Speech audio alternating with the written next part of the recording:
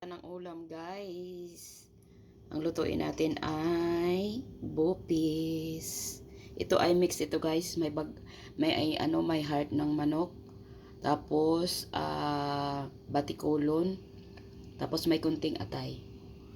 Yan ang aking bell pepper, carrots, onion, garlic, tomato, sili, hindi mawawala yan.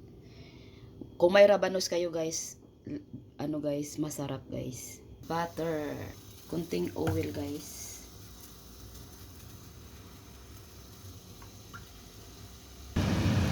Butang na natin ang onion. Sunod ilagay natin ang garlic. Wala akong luya, powder ilagay ko guys. Powder na luya. Lagyan natin ng luya na powder guys.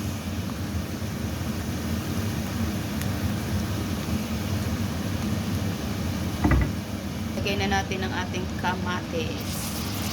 Ukay-ukayo natin para maluto silang lahat. Guys, nakaluto na ba kayo ng ulam nyo dyan? Ng inyong pamahaw, panyaga, panyapon? Nakaluto na ba kayo?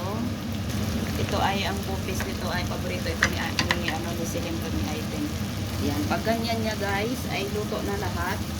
Ang ating mga ilagay na natin ang ating atay ng manok. Part ng manok. Batikulon. Optional lang na guys, optional. Naglagay ako ng kunting aswiti guys at saka chili powder. Naglagay ako ng soy sauce. Sweet paprika kay para magkulay siya guys. Kasi ang aking ang aking aswiti ay konti lang. Syempre ilagay na natin ang carrots.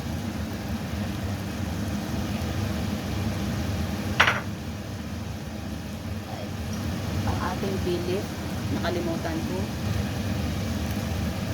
Ang bell pepper.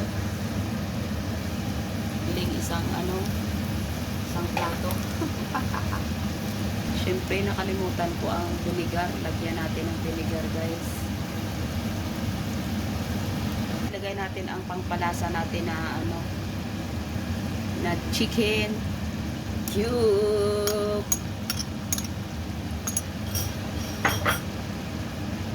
Black pepper. Tapos, maglagay ako ng asin.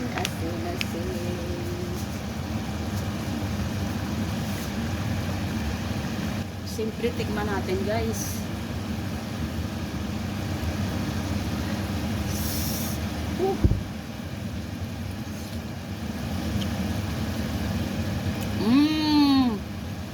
Garagaak ang ang bibig mo ba? Sarap. Yan ang ating bupis guys. Ang sarap. Sarap guys. Kasi medyo maanghang siya guys. Ang sarap nito guys sa kanin. Tikman natin ulit guys. Grabe, ang sarap guys. Yan. Unlimited rice naman ni karon guys.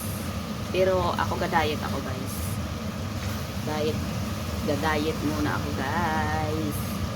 Baka naman naman ang ating sugar. Ako ay diet.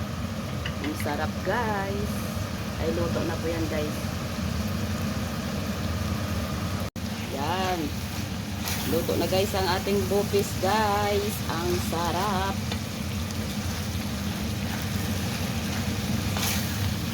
Yan.